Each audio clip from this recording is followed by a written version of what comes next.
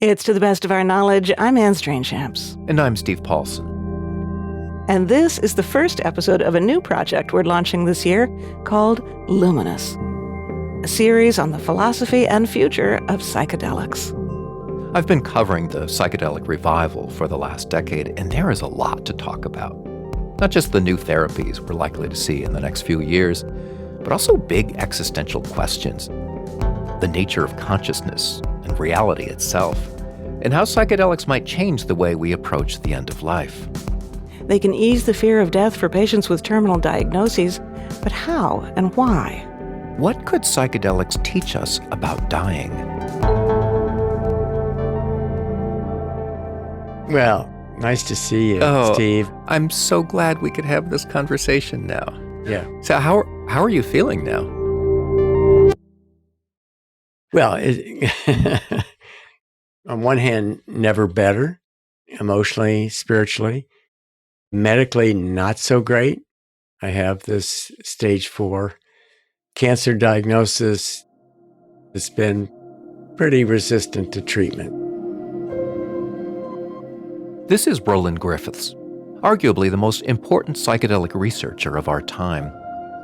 The psychopharmacologist who brought psilocybin, the active ingredient in magic mushrooms, back into the field of medical research for the first time in decades. I've known Roland for years, but this conversation took us to a whole different place.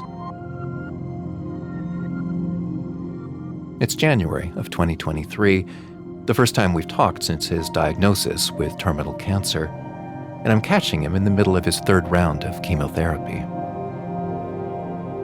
So this is a really daunting prognosis, and most people, I think, would be really scared, or would be trying to just forget about the whole prospect of what's ahead and the thought of dying. You seem to be in a different place, and I'm wondering how you got there.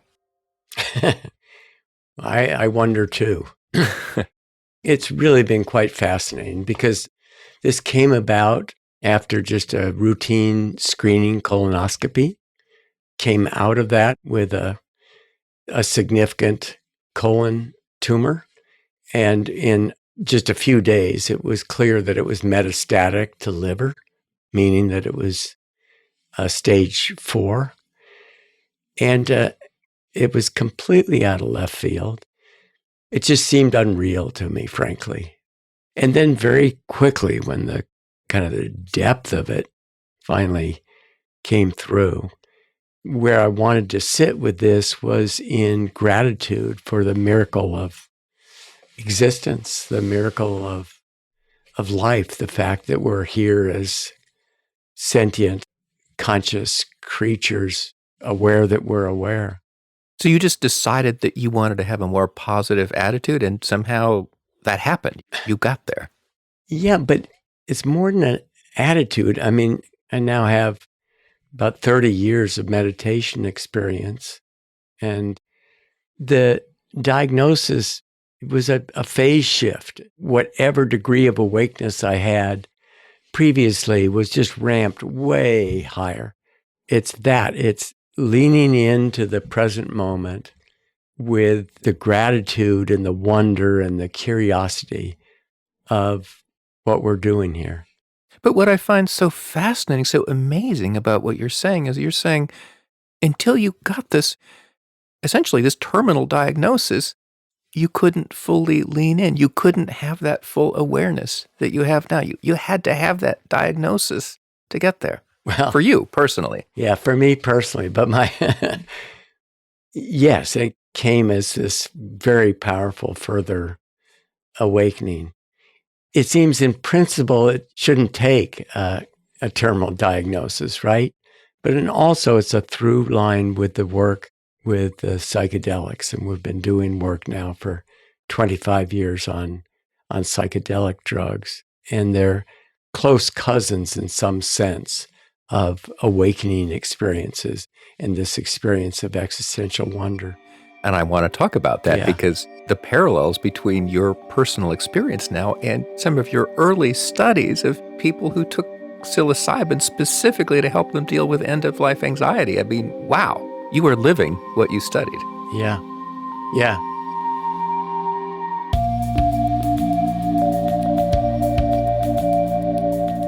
It was Roland Griffiths' fascination with meditation that originally sparked his interest in studying psychedelics.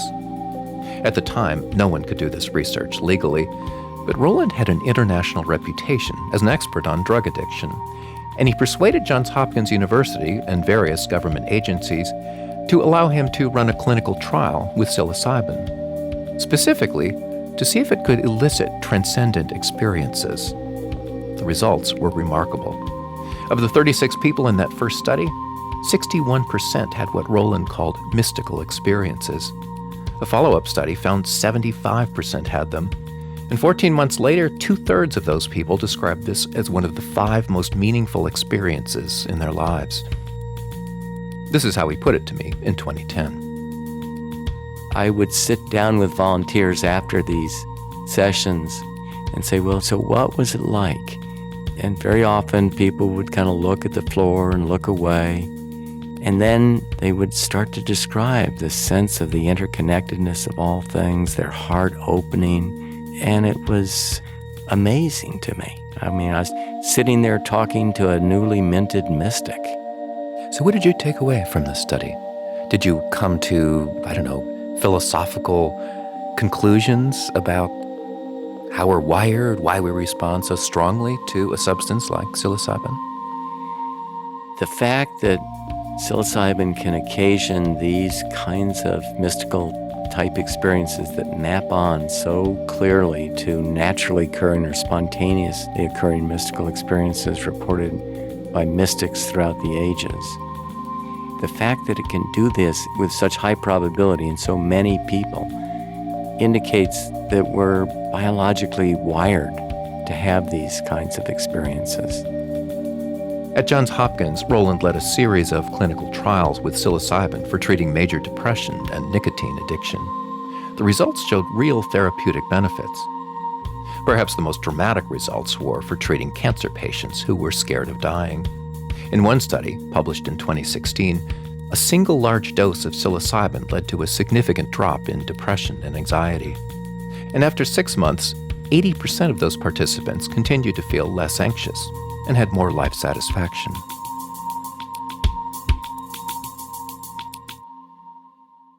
So I want to get even more personal here, because up until very recently, you have not wanted to talk publicly about your own psychedelic experiences, and for understandable reasons.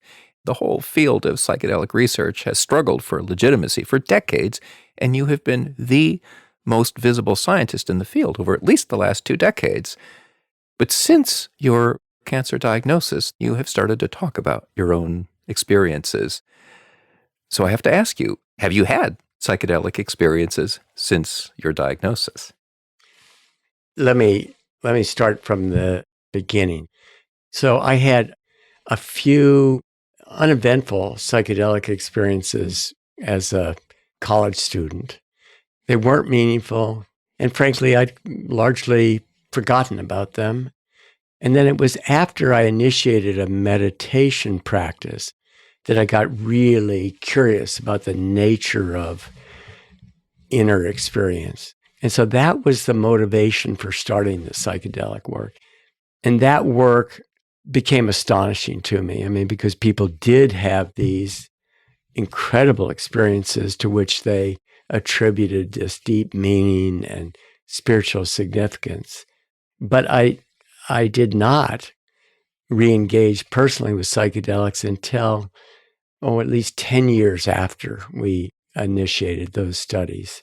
Oh, so that's interesting. So you had been seeing the profound impact of this on all these people, and yet you didn't want to try this again yourself for 10 years.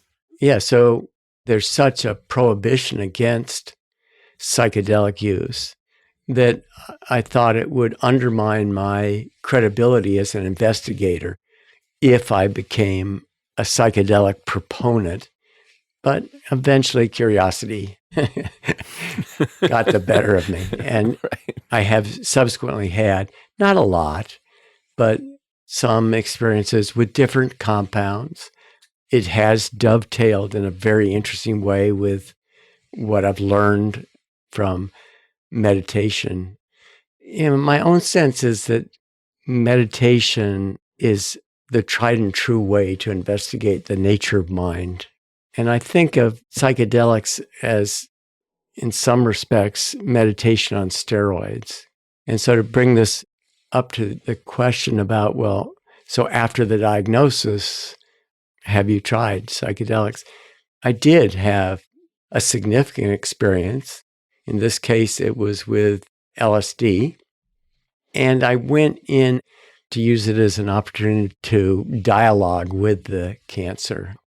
So you asked your cancer questions during your LSD journey. I did. And I did this repeatedly over the course of almost 12 hours. So I repeatedly returned to the two major questions. One is, what's going on here? Do I have to die? And the answer was, yeah, this is the way it's supposed to be. And then I asked, well, how am I supposed to be with this? What am I to do? Am I doing what I should be doing? And the answer came back, yes, you're doing exactly what you should be doing. There's something that you have to say about this. And that felt good to me. And then, of course, this is an entity other than myself. So then I decided I'd negotiate to say, well, so how about giving me more time? How about several years? And I got no answer. So there's the emotional response. Of course, you must have felt wonderful. I mean, I'm sure you would have liked to get the answer, yes, you can have several more years. Yeah. But you talked about you were dialoguing with an entity. Do you think there was some intelligence you were communicating with? Or was it some deeper part of yourself? Who do you think you were talking to? So I would default to thinking that that's my own internal wisdom coming up. Granted, that is my own, worldview perspective based on the fact that I'm trained as a scientist, and I'm and you've been pretty upfront over the years. I mean, as a reductionist scientist, that's kind of how you identify yourself, right? Yeah. You are certainly not a conventionally religious person, and I don't know if you think there is some transcendent essence out there, intelligence, but my sense is probably not. Well, what I do feel very strongly is that we're living within a mystery that far outstrips our science and our ability to understand what's going on. I mean, science makes a wonderful account, and I'm a scientist. I believe in the scientific method, but that certainly doesn't address the nature of consciousness. So we are in this mystery, and I find that to be enthralling. And so that mystery, I think, for some people is synonymous with ultimate reality, and some people might call it God. I have no idea if that's right, but I do have a great curiosity and a great reverence for the nature of the mystery.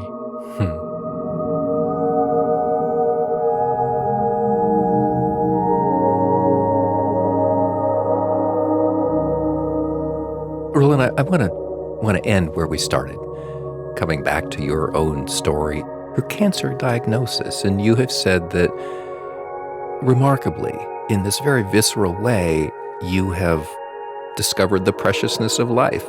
In some ways, you've never been happier. And what you're saying, I don't want to be too morbid here, but do you think about how you'd like to die?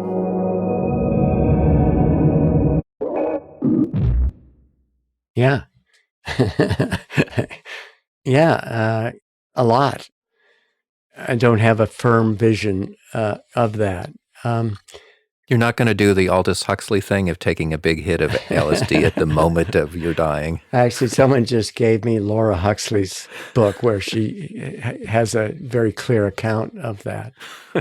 So when we work with the terminal cancer patients, I would always ask them, and I spent hours with them, and we treated over 50 people.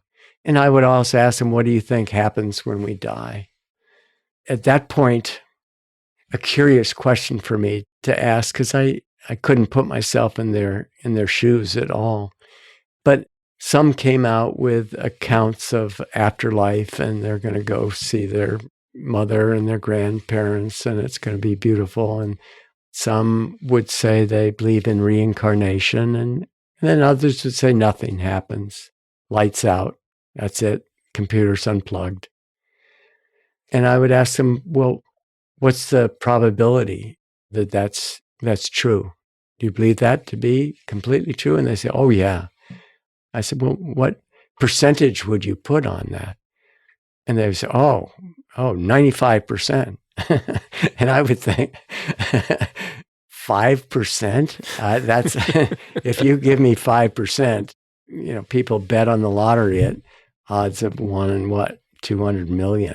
If you give me a 5%, you should be really interested in what happens when you die. I think I hold that sense, although I put the probability of afterlife, continuity of consciousness, to be a diminishingly small probability.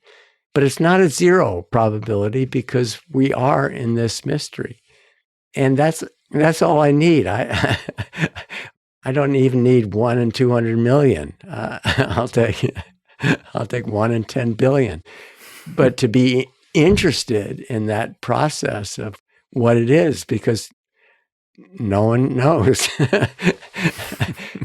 And so there's a funny sense I have, actually, that curiosity makes the whole process of dying to be one of interest. So I don't know what that end point looks like. I don't know what I'm ultimately going to succumb to, whether it's some kind of secondary infection or whatever. There's a bodily breakdown. I would hope that it would not be painful. And then it's just a question of being deeply interested. But it feels so important to me to leave with the pieces of my life complete. So the relationships that I have with my children, my grandchildren, my friends, my colleagues, my wife, this legacy project of this research will endure in perpetuity, focused on the very heart of what I'm most interested in, are deeply meaningful to me. This has been so beautiful. Thank you. Thank you for sharing your thoughts and your experiences and your wisdom. Thank you. Thank you, Steve.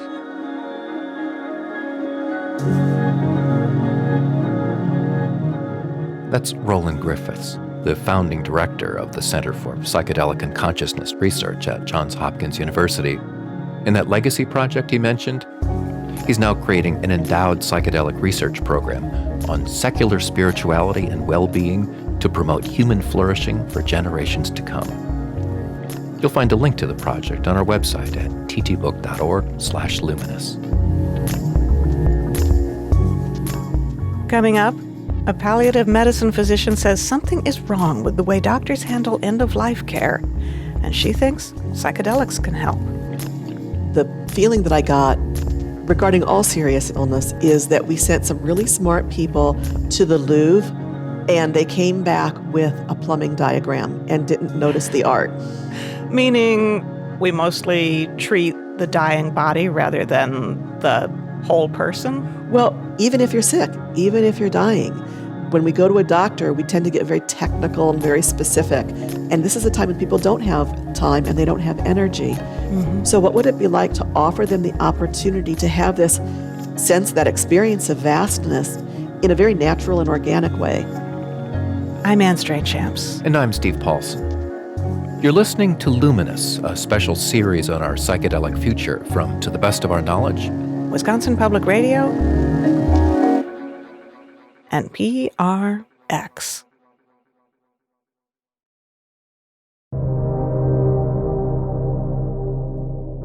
A decade ago, Lukas was working as the medical director of a hospice in the Baltimore area when she took part in one of the very first trials of psilocybin-assisted therapy.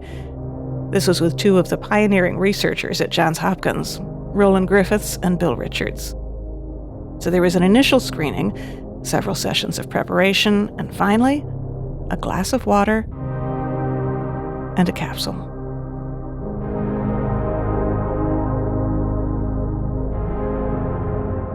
I just noticed my peripheral vision changing a little bit. As if things were just a little bit glittery. And I said, I think it's happening now, Bill.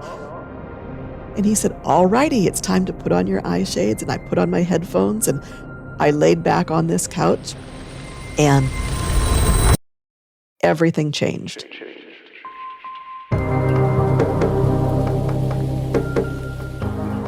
I felt like I was moving on a conveyor belt into a jungle, and what it was leading to was a huge wasp. A wasp?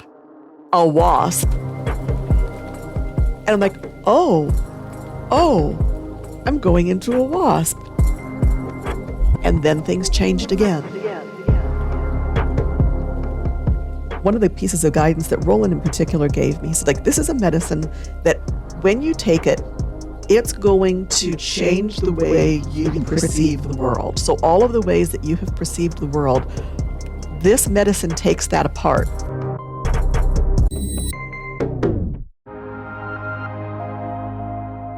As that happens, your mind's going to try to tell you a story.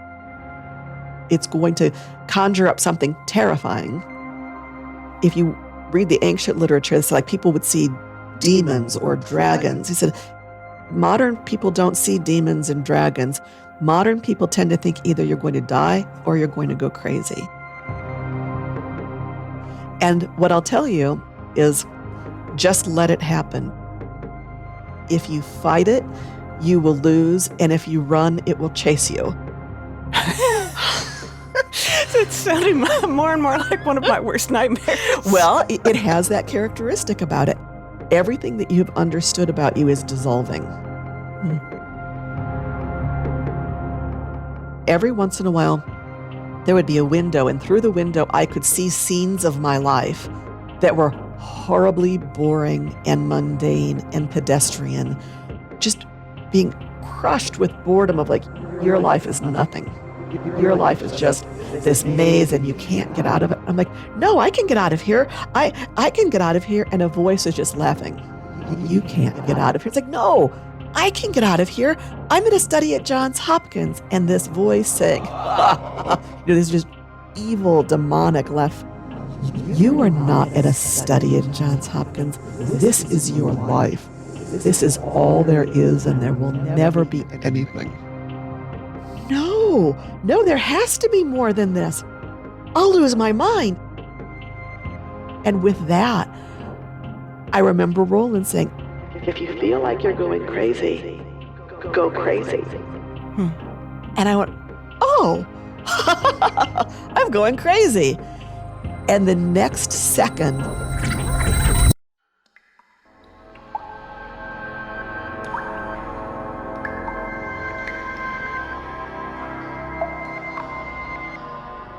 I was backstroking through this beautiful bioluminescent subterranean cave.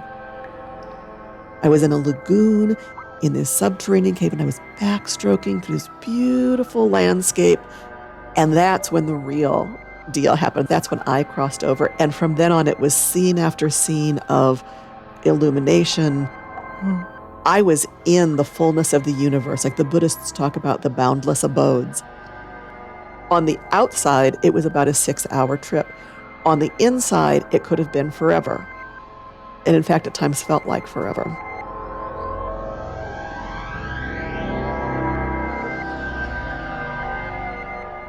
Today, 10 years later, Lukas is a palliative medicine physician and an advocate for psychedelic-assisted therapy, especially for patients like hers, people who are near the end of life and scared. Walk me through how This works. I mean, normally when somebody is referred to you, some other doctor has said, there's nothing more we can do for you. So I get involved a little bit before the nothing more we can do for you. And often another doctor has said, this person has an illness that's going to take their life. And we don't know exactly how long it's going to be, but how the rest of that life goes is going to depend upon the decisions they make. And so I sit with people and help them understand what their body is doing and why this illness is causing issues, how that illness is going to impact their ability to meet their hopes and dreams and to live into their lives, and then to help them sort through what kinds of choices in terms of treatment are available. And there are some times when there are treatments that will be helpful and they are congruent with this person's goals. And there are times when the treatments either won't be helpful or the life it leaves them with won't allow them to achieve those goals, and they might not want those treatments. Is there an example that comes to? Yeah, I'm trying to think of a good one. So I had a patient recently. When I asked him what was important in his life, he told me that his wife had died 10 years ago and that he'd been longing for her for all of that 10 years. And we talked about this illness. He said, thank God, God has finally called me home. And I don't want to treat this. I want to go be with my wife. There are lots of people who don't have the calmness and clarity to deal with that, but it might be the same desire. They don't want to. They just get stuck on the merry-go-round of medical treatment. And probably no idea. I mean, so many questions. What's it like? What's going to happen? Is it just like a match blows out? That's it? Well, what's interesting, Anne, is that you talk about that and you have the natural curiosity of a journalist. What happens to most people is that they're so frightened, they can't even be curious. And then they start to shut down.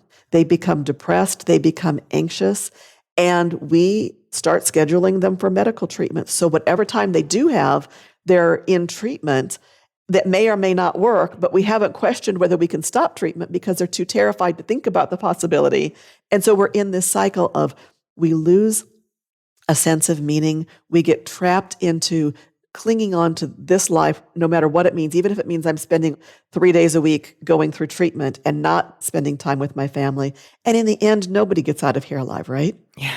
We've got a deadline in life. And what do I need to do? What gifts do I need to leave to my family? How do I think about passing on some of my wisdom? How do I think about really going out with some joy and some curiosity and really being full of life?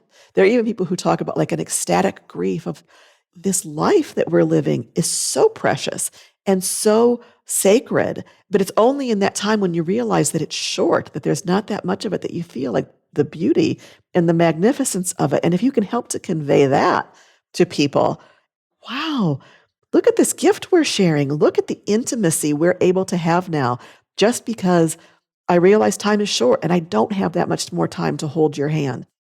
You must be a very unusual palliative care physician because honestly, I don't think that most palliative care physicians go into such depth. I think it's more focused on, okay, so maybe we add some more morphine. Given the opportunity, most palliative doctors would go into similar territory, I think. And I teach residents and fellows, and there's a sense of, well, what am I here to do? It's like, if you don't talk to people about this, who is?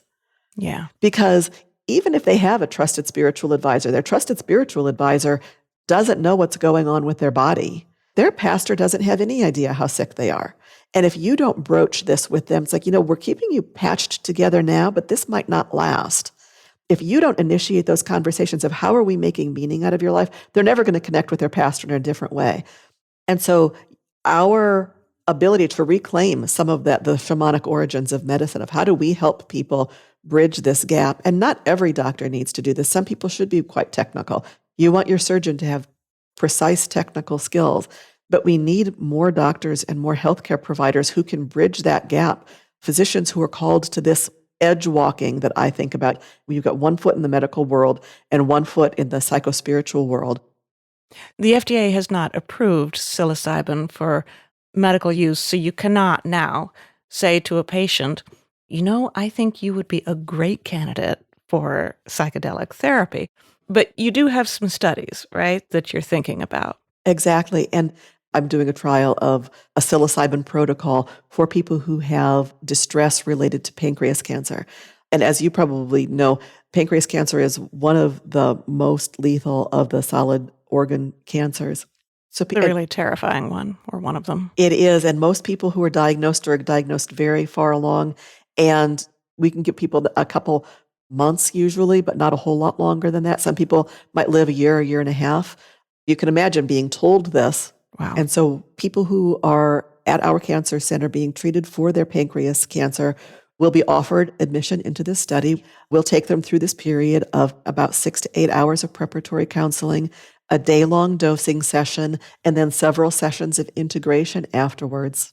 I guess what I'm wondering is, what is the experience like for somebody who does have a terminal illness to take psilocybin?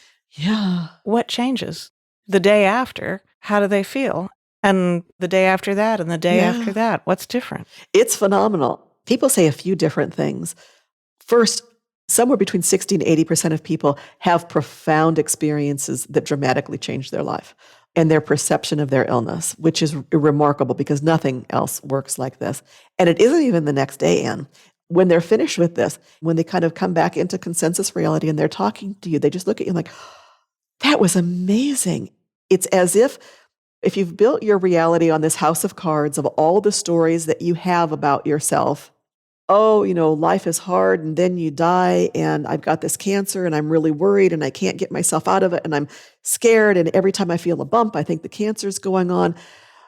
If that's what you came in with and then they just you go through this experience and that whole house of cards of stories just gets washed away.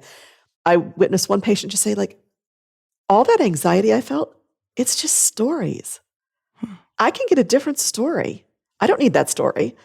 And then to have that sense of, that worry, I don't have to be that worried. Yeah, I've got cancer, but I don't need to be that worried about it. Are they less afraid of dying? There's a wonderful story. Anderson Cooper captured it on 60 Minutes. And this woman who was in the study 3 years earlier and who just before the interview, she was diagnosed with brain mets. So she was actively getting worse. And she looked at him and said, I don't say I'm happy. I say, I'm comfortable. I spent my whole life being anxious and I'm comfortable. I'm not afraid to live. I'm not afraid to die. I'm just comfortable. And she kind of giggles. And this is 3 years after her psilocybin experience. And underneath it all, what people report is love. And just this sense of I've been in the presence of love. And maybe if we were dropping the stories that we need, to get through our world, we need a certain level of defense, right? It's a hard world. And we put defenses up to keep ourselves physically safe and emotionally safe. And so if we were able to let some of those defenses down, maybe we would have more access to love. And if we have that, then you can really accept a lot of things. Wow. This does raise the question, why do people have to wait until they're dying? I imagine some of the terminally ill patients must say, darn, if I'd only had this revelation, 30, 40 years ago, I might have lived differently. Well, exactly. And for most people, you would use it like a sacrament. And in indigenous cultures, we see that this is often a rite of passage, that when you come into adulthood is the first time you would use this. And then perhaps when you got married, or perhaps before a child, or perhaps every decade, or every, whatever the right interval is, you just touch back down and recognize, sometimes I'm my individual within my community, but I remember that I'm connected to everything. And it's almost like a ritual bath, like a mikvah in Judaism. Perhaps there's this time when I take a psychedelic bath and I remember I'm going to wash myself in the universe. I'm going to immerse myself in the unconscious mind. I'm going to feel that expansive consciousness and realize that I'm part of everything.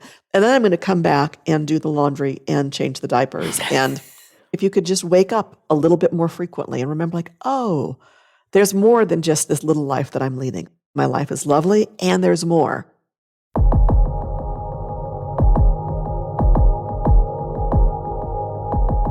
Lou Lukas is a professor of palliative medicine at the University of Nebraska Medical Center. You can learn more about her clinical practice at palliadelic.org.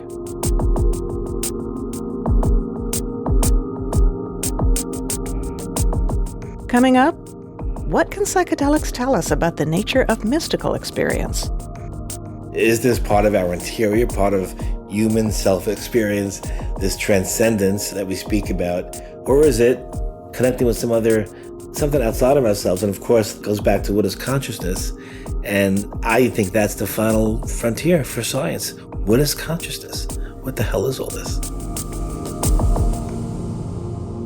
It's To the Best of Our Knowledge. From Wisconsin Public Radio and PRX. You're listening to the first episode of Luminous, our new series on the philosophy and future of psychedelics. I'm Anne Strainchamps. And I'm Steve Paulson. When I was 14 or 15, I became obsessed with those big existential questions about why we're here in this universe and whether there's any point to it all. Over the years, I've discovered that a lot of kids worried about those questions, like Tony Bossis. I think like a lot of kids, I had fear of death as a kid. I'd lay in bed at night between 7 and 10 years of age and try to imagine, what happened after I died, and try to imagine that nothingness and do this kind of thing in my head of imagining nothingness forever and ever and ever and ever until, of course, that created a fair amount of stress for me. But I think it's fair to say that led to a big interest in comparative religion as in my teens. And like many of us, I learned TM in my early 20s and studied Zen and Vedanta Hinduism and the Christian mystics. And clearly, I think in an attempt to understand consciousness and death and then all the other facets of spirituality. And, in my early 20s, came across this incredible body of literature on psychedelics and realized I want to do this for a living. I was going to be a lawyer. And after some experiences and reading all this incredible stuff, I wasn't going to be a lawyer. Tony Bossis went on to become a clinical psychologist, and today he works with the NYU School of Medicine in their psychedelic research program. He was one of the lead investigators on the landmark 2016 study that found profound stress reduction in cancer patients after a single dose of psilocybin. He's still fascinated by the mystical experiences of the great religions, and he's especially interested in how they map onto psychedelic experiences. I recently caught up with Tony at his private practice in Midtown Manhattan, where we talked about his psilocybin studies with cancer patients. In our trial, and with Hopkins as well, but our NYU trial showed a rapid and sustained and significant reduction in depression, anxiety, hopelessness, and a really complex feature called demoralization, which will now be our primary variable in this new trial we're doing. Demoralization is a deep existential sense of despair, of meaninglessness, of hopelessness, and it's hard to treat. It's becoming a fairly important construct in palliative care because we now know that through some research, it appears to be a distinct clinical entity from major depression. So if someone who is dying or end of life or in palliative care may have depression with those features, that may respond to medication, to psychopharmacology. It's turning out that for some people, that's not helping them, and it's those people who have this demoralization. My reading of that is sort of loss of purpose, loss of meaning. Exactly. They sort of feel like there's no point to it all. Exactly. And so that's been harder to reach with medication. So those people have kind of fallen through the cracks. However, it appears now, and this is an exciting emerging conversation, that they do respond to a meaning-making experience. In my eyes, these experiences, potentially the mystical or peak or psychedelic-generated experience, what makes them so, I think, effective is their capacity to generate meaning and transcendence. Those better outcomes we talked about, depression, anxiety, demoralization, hopelessness being diminished, were correlated when someone had the mystical experience. You need to have the mystical experience to have this powerful effect, this powerful benefit. I'm going to hold back from saying they need to, but in this trial and other trials like it, the higher the score in the mystical experience, when that was endorsed, that seemed to be a mediating factor or predictor of these better outcomes. Again, that comes down to what is the mystical experience? It's a cluster of features, and it's an affability beyond words. It's a unity. We're all connected. We're literally connected. It's a sense of sacredness, transcendence being a key feature. Abraham Maslow, the great American psychologist, called them peak experiences. And there's many names for them. So we're using the word mystical, and some people think, mystical? I thought this was science, but it's the scientific study of the mystical experience. Carl Jung, Rudolf Otto called it luminous. Again, language falls short. There's also something a little counterintuitive about all of this, because you're talking about people who are scared to death, dying. And we also, of course, know that a psychedelic experience itself can be terrifying for anyone, not just people who are dying. And so you would think it might have just the opposite effect. It might trigger incredible anxiety. Not only are you worried about dying, but you're taking this very powerful drug that can be terrifying in itself. And yet somehow you're saying for a lot of people, it has absolutely the opposite effect. It makes people feel much better, wonderful often. That's an important point, but it also is wildly frightening. It can be. There's a Greek word, I like to quote the Greeks when I can, called charamolipi. It's defined as a joyful sorrow or joyful mourning, mourna. And it's used during Easter week to characterize and kind of conceptualize there is this incredible suffering and death, and then transcendence. The more and more I think about these incredible experiences, it seems in part they're about recalibrating our suffering. And that in every minute, and getting back to the cancer patients, or for all of us, every moment is filled with potential unspeakable suffering, but also unspeakable joy. There is terror in these, there can be horror in these experiences as well. Is that important? Do people who go through the terror, can they get a better result in the end? They're starting being frightened of dying, and they might have at least at the beginning of the experience, a frightening response to the psychedelics, losing your ego, losing your control. Is it partly going through that terror that gets you to the other side, that gets you to this feeling of it's going to be okay? It is for many people.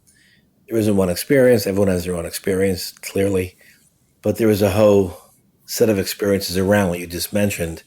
But part of the narrative seems to be, well, you take these and there's complete knowledge of how things go. A person may feel that, but you come back into ordinary consciousness and doubt creeps in. But what does stick around is that the acceptance of not knowing. And that's been very striking to me, because you and I know where we don't know what's going to happen exactly. Maybe in moments I know this continues in some way. I feel it, whatever people may say. And then doubt creeps in, which I think is an essential spiritual value to have doubt. Why would the acceptance of not knowing be comforting for people who are dying? Well, this experience generates that experience of letting go into whatever it is. And they'll say the mystery a lot, but that being okay with it. It's going to be all right. There's a great line from Thomas Merton, the great Christian mystic, asked Aldous Huxley, who was a great proponent of psychedelics back in the 1950s. He asks him, what are you doing with this? Why do you discuss religion and psychedelics? What are they doing for you? At that point, it was primarily LSD. Mescaline was Huxley's, what he had done. And Huxley writes him in a beautiful letter, this gorgeous paragraph about spirituality. And he says, but in the end, despite all the suffering, and he uses the word evil, and Huxley didn't use words carelessly. He used all the evil of the world, all the incredible difficulties in being a human being, that the message comes across that somehow it's going to be all right, despite not knowing. And then he says, and it's all love, and he says, God is love. Somehow this experience allows us to be okay with not knowing. And that's something else. That's really incredible, especially if one's body's beginning to fail. Oh, yeah. Because the terror of death, of course, in part is my body's beginning to not function. It will stop working in a day, a week, a month, a year. So despite some insights that consciousness may continue, they're also more accepting of this is the way it is. So I want to come back to your role in the clinical setting, working with people who are dying, who have a psychedelic experience. And I'm wondering what you do I'm assuming you've been a therapist in those situations, Right. what we might call a guide. Right. So people have had this amazing experience, this transformative experience, and then you talk to them about it. And I'm wondering how do you talk about that? I mean, this is what is called the integration piece of the whole process. How do you talk about transcendent experience? I mean, is it kind of just revealed to themselves, or do they need you, someone like you, to help make sense of it? Important question. So, yes, I've been not a good word for what we do. Guide isn't great because guide implies you're guiding someone up the hill, and I don't know where we're going. So I can't. Guide is not quite accurate. Therapist is not. So all different kinds of people use monitor, sitter, but I've been whatever that's called in these studies, and the preparation phase we get to know them very well, and that's crucial. So this sense of trust and rapport that is cultivated in the pre-medication sessions is not just to get to know their life, which is important because during the experience, which can be 6 hours in length in totality, if very complicated and difficult things are arising with some person, some figure in their life from 30 years ago, it's important that we know who that person was in advance. So if they needed help in some way, we're there to reassure them and understand a bit about the space they're in. Then on the medication day, when they're going into this dramatically altered state that can be quite frightening, to know that we're there reassuring them in the medication session, which is very little talking if it goes very well. So ideally, if they're in it, they were told in advance, don't feel a need to report to us what you're having and experiencing unless you need us. You're in trouble, you're anxious, you're worried. But as you're referring to the integration sessions, then there's a period of time to talk about it. How can you help in that stage? Because I think for a lot of people, it just would be self-evident that, oh my God, they saw this entirely different way of being in the world. They experienced that, but maybe for other people, it's not so obvious. Right. For some, it is the former. Wow, I just had this thing, and was that real? I mean, what the hell? And, addressing those features. But then there is the other side you're referring to, where complicated past relationships came up. Things that weren't so clear, including dark images or such. I think an important part of integration is so you have these insights or experiences, but to apply it to your life. So if you've had an insight regarding some relationship, well, go make that real. And people will change their lives. People have often usually ask, at the end of the trial, how do I stay in touch with that experience? I'm afraid it's going to leave me. So part of integration can be helping them find ways to develop some kind of practice. It need not be spiritual, but whatever they can do to maintain it. Having a meditation practice, reading certain things. We send them the music list when it's done. And many say when I play that music, I kind of revisit that experience. If it's just a one-off, well, Houston Smith, the great comparative religion scholar, who had this experience, and it really amplified his understanding of religion. He said, and I'm paraphrasing him, a spiritual experience doesn't necessarily make a spiritual person. It's what you do with it. Yeah. So I think part of integration is not just, I had this wild, bad, good, whatever it was on this pill, and no, it wasn't a one-off. How do you make that part of your life going forward? What changes? What doesn't change? Because that could just be a drug effect. And I don't think these are drug studies. They're more like experience studies, and we seem to have found the key to open the door to those experiences, sometimes, not all the time. The hope is, Steve, that in the future where those who have a life-threatening illness or at the end of life could go to these centers, have their preparation, have the experience, have integration in a safe, supported setting. And that's our hope.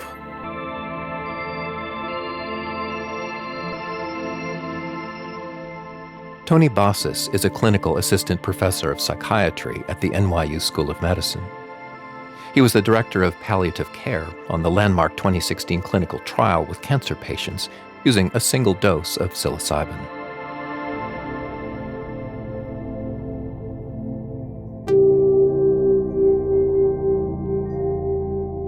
And that's it for this hour. No matter what stage of life you're in, I hope every day feels like a gift. Take a minute and be grateful for this time we share. This is the first episode of Luminous, our new series on psychedelics. You'll find more interviews on the science and history of psychedelics on our website at ttbook.org/luminous. And I hope you'll subscribe to our Luminous podcast feed, where you will also find bonus episodes. To the Best of Our Knowledge is produced in Madison, Wisconsin by Shannon Henry Kleiber, Charles Monroe Kane, Mark Rickers, Angelo Bautista, and our sound designer and technical director Joe Hartke, with additional help from Sarah Hopeful. Additional music this week comes from Arastu, Nanama, Maida, Ketsa, and Lagos Disco Machine. I'm Anne Strainchamps. And I'm Steve Paulson. Thanks for listening.